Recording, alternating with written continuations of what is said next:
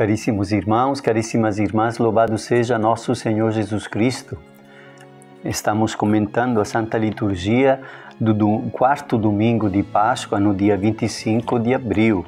Ainda estamos no tempo de Páscoa, isto é, no tempo em que a Palavra de Deus nos apresenta o grande acontecimento da ressurreição, da vitória de Jesus sobre o mal e sobre a morte, que depois de ter sido condenado a morrer na cruz e de ter sido sepultado, ele ressuscitou e muita gente o viu, esteve junto com ele depois que tinha ressuscitado, e ao mesmo tempo somos convidados a observar as consequências deste grande acontecimento.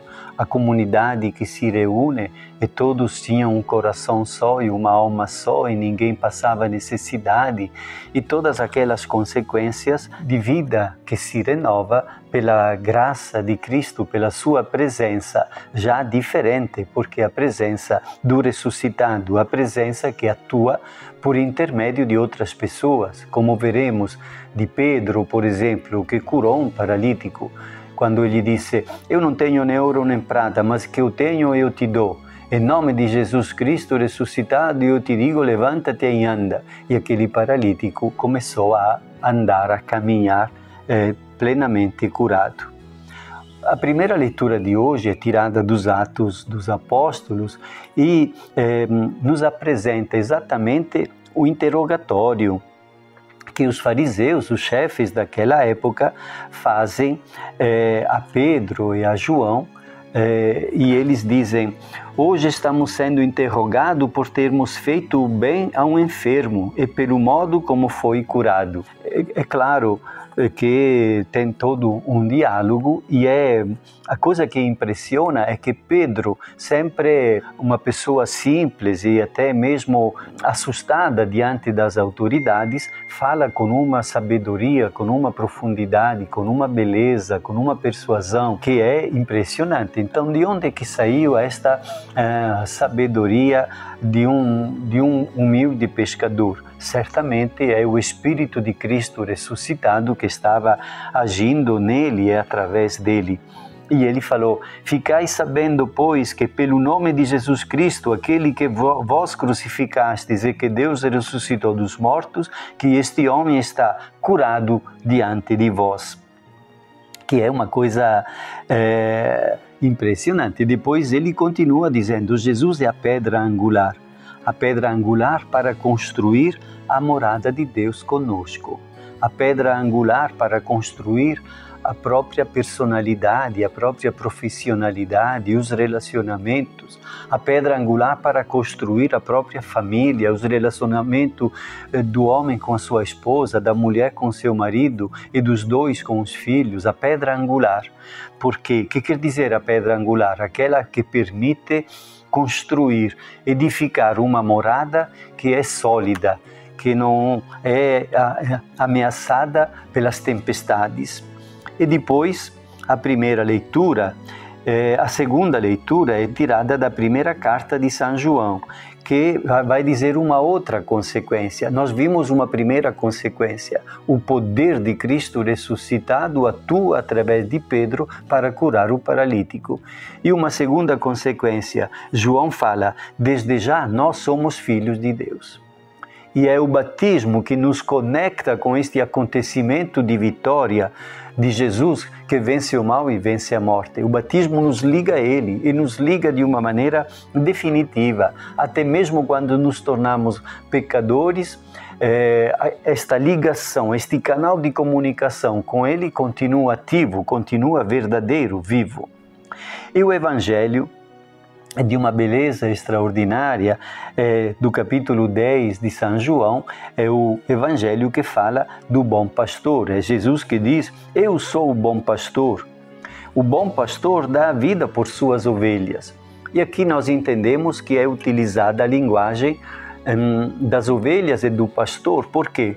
Porque era atividade econômica de toda a família. Toda a família tinha algumas ovelhas que poderiam ser pouquinhas para guardar no quintal, ou muitas para ter um pasto, toda uma colina onde aquelas ovelhas poderiam pastar.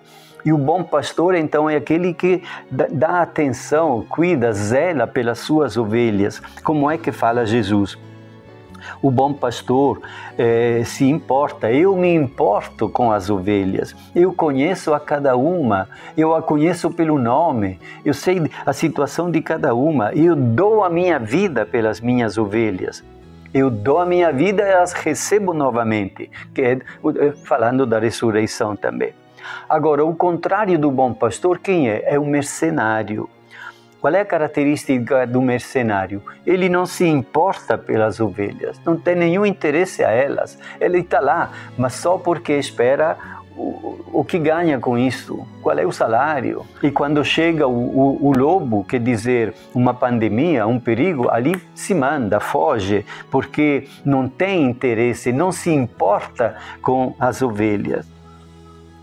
E nós que recebemos o batismo e pertencemos a Jesus, de um lado somos ovelhas que Ele ama, para as quais Ele dá a sua vida, as ovelhas das quais Ele se importa.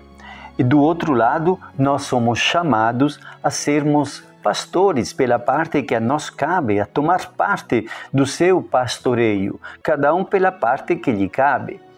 Quer dizer, amados como ovelha que é amada pelo seu pastor, e enviados para sermos pastores, como dizer, emprestando o nosso corpo, as nossas pernas, os nossos braços e mãos, o nosso coração e a nossa inteligência, para sermos pastores em nome de Jesus, pela presença dele, pela atuação do Espírito de Cristo ressuscitado em nós e através de nós.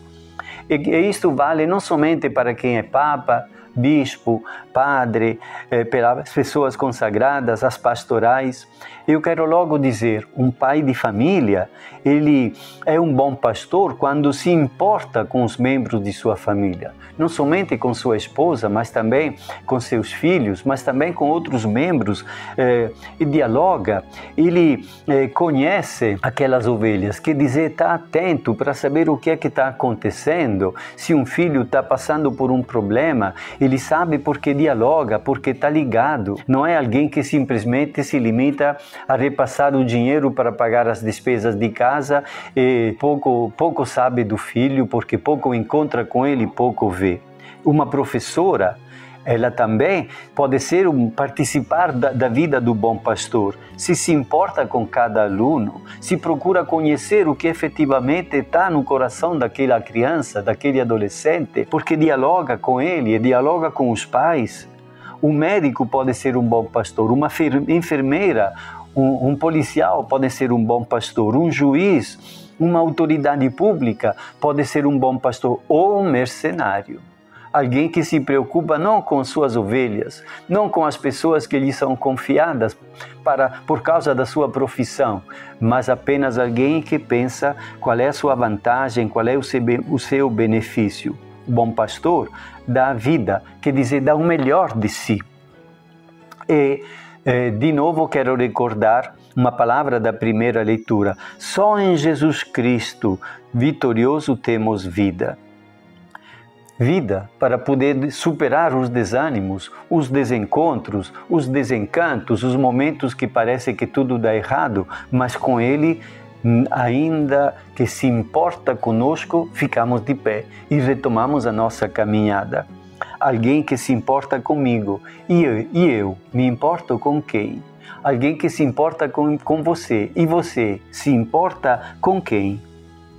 A última palavra que eu quero dizer é sobre as pastorais. Se chama pastorais as atividades da igreja exatamente porque quer dizer que são as ações do bom pastor, através do padre, através do líder de comunidade, através de pessoas que assumem a responsabilidade da pastoral da juventude, pastoral da família, pastoral da criança, pastoral da catequese. O bom pastor que chega ao adolescente para que cresça com equilíbrio e sabedoria, o bom pastor que chega até o casal para que reencontre sempre os motivos para permanecer unido e dar conta no amor das próprias responsabilidades de família.